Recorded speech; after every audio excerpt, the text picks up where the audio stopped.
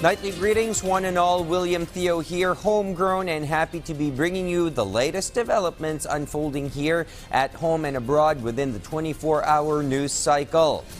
And we begin with brewing discontent halfway across the globe in France, where farmer protest actions have spilled over from Germany, Romania, and Poland over taxes stifling government regulation and agricultural policies that leave farmers unprotected.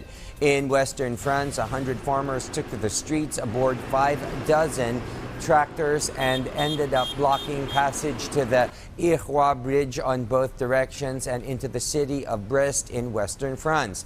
The farmers are up in arms over huge production cost increases and environmental regulations. Elsewhere, farmers in Agen in the south of France threw bales of hay and manure to form a huge mound right smack on the street and close to the entrance of the local state administration building, which was set on fire and had firefighters putting it out at night. Farming policies are sensitive matters and issues in France, Europe's top agricultural producer, where thousands of farmers produce meat, wine, and dairy products and are known for disruptive protests. The leader of Europe's most dynamic democracy is in democracy's biggest house, the Asian subcontinent and planet Earth's most populous nation, India. Macron is India's special guest for the celebration of Republic Day this weekend.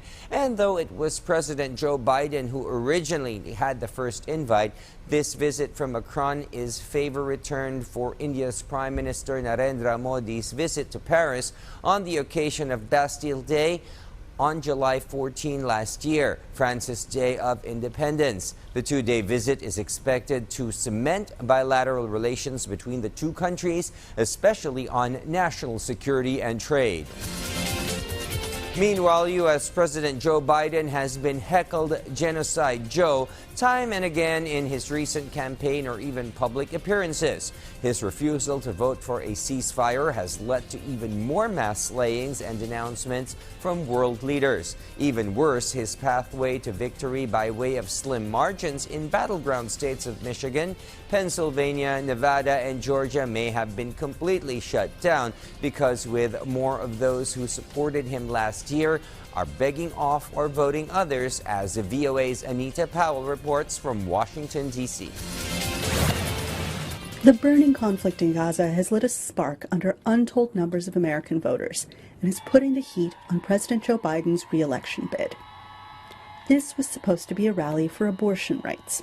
Instead, much of Biden's Tuesday speech was interrupted by protesters, angry over Biden's support of Israel's military campaign, clearly frustrating the president. Make deeply personal. We're going to have this going to go on for a while.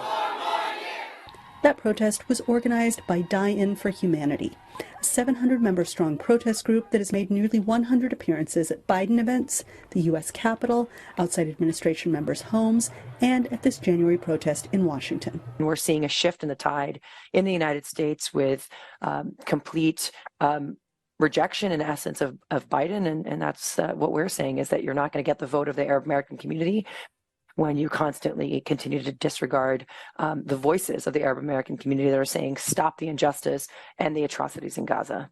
The White House said Wednesday the president supports peaceful protest. He also believes it's really important that Israel have the right and the ability to continue to defend themselves against what is clearly still a viable threat from Hamas.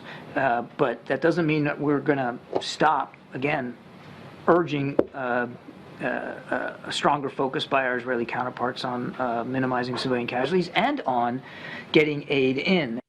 Political analysts say Biden is in a difficult position.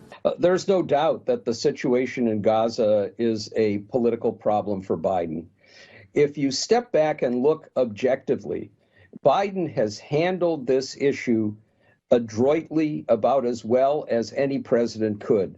He understood early on that by hugging Bibi Netanyahu close, he could keep some of the worst things from happening in Gaza, but he's now getting very close to pushing Bibi aside, and that means that the initial move which alienated a lot of voters, not just Arab American voters, but young progressives, may in fact end up being worse for him, because if he pushes or spurns Bibi Netanyahu aside, then some of his strongest supporters, pro-Israel supporters, may be unhappy as well. Foreign policy analysts say rarely drives elections, but can make a difference when the competition is tight.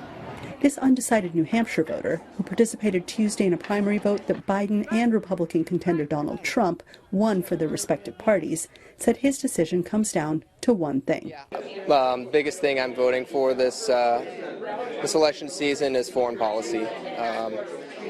It's really important to me that we stay out of any foreign wars and keep our military spending down and bring our troops back home, or keep them home. Trump's plan to resolve the Gaza crisis is unclear, and his previous actions as president included a much-criticized ban of Muslim immigrants. VOA reached out several times to the Trump campaign, but they did not respond. For Muslim activists, it's a stark choice. Mr. Trump prevented our friends and colleagues and family from entering the country, but Mr. Biden killed them. And that 4 years under any Republican is incomparable to 1 day in Gaza. That an argument has emerged within our communities that we have to sacrifice. This leaves American voters with two tools to express their feelings about what is happening here: their voice and, come November, their vote. Anita Powell, VOA News, Washington. At this moment, we turn over to our Pine City studios for the latest events and developments taking shape in the Cordilleras. Eddie? Ngayong Bagarabi, Pilipinas, naideklara titunggal January 25 kas National Day of Remembrance. Pananglagip da ito iti kinabanwar ken sakripisyo da iti fallen sa 44 iti nadara ang Mama Sapano encounter.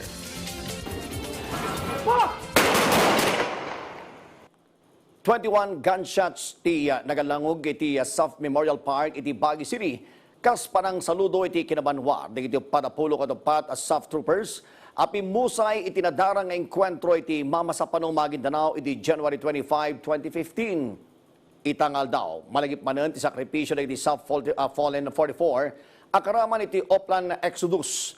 Anang serbi iti warrant of arrest iti Malaysian terrorist Animarwan. Ngam katukad na ito'y, sa nga pulo katupat a Cordillerans ti napasag iti enkwentro. Siyam atawanan ti napalabas, ngam agtaltalinad lata ti ladingit kadagiti naulila pamilya dagiti South Fallen 44. Hustisya ti kikisda nga aginggay ta sa dapaylaang anagunod. Iti mensay ti kang runa na sa ngaili ani Police Major General Edgar Alan Ocubo, Manipod Police Community Relations, kinunana ang napatag alagipan ti sakripisyo dagiti South Fallen anang isugal iti biyag na para iti kapya iti pagilian. Memorate natin at bigyan ng pansin itong mga sacrifices ng South 44 natin. They have served this country. They have keep our peace because of their lives that have been given. More people, more community have attained peace dito sa ating bansa. Sa baling damag, nagpirma iti katulagan ti Gobyerno Provincial ti Ilocos Sur ken Food and Drugs Administration para iti implementasyon ti bigyang halaga pangon MSME sa program. Pinasaw programa ket adaan iti napateg nga kem iti panagtulong ti probinsya kada iti negosyo ken pagimbagan dagiti negosyante babaen kada iti regulatory measures, technical assistance ken aktibidad amang pabilag iti kapasidad ti panagsubli ti ekonomiya amang itag-ay, tibiyag dagiti humili kalpasan dagiti napasaran adidigra iti Ilocos Sur. Impakamumot ti gobernador nga dagop 3,000 nga MSMEs at apektaran iti Super Typhoon Egay. Tinaypayan iti tulong pinansyal iti bulan ti Nobyembre ken Disyembre 2023. Babaen tinasaw programa ket mangnamnama ti gobyerno probinsyal nga agbalin kumada ito'y arugiti panagkaykaysa tapno maragpat tinatibker a probinsya. I-modify o tignan kung paano pa po kami makakatulong sa inyong micro, small, and medium enterprises. At sa bandang huli po, para po matulungan ang inyong mga produkto, why not we do exportation? At Sa bandang huli po, we are all consumers. And we are all Filipino people. And we need those products for accessibility. More businesses, more jobs, more income. Bueno, dagiti damdamag manipon ito'y PTV Cordillera siyak ni Eddie Carta na imbag Arabi. Thank you, Eddie, and that's a wrap for tonight. We look forward to you joining us anew tomorrow for another round and set of local and global news breaking within the 24-hour news cycle. Keep in mind to always stay connected, work hard, dream big, be kind while you catch the news right here. William Theo wishing you all a restful night ahead.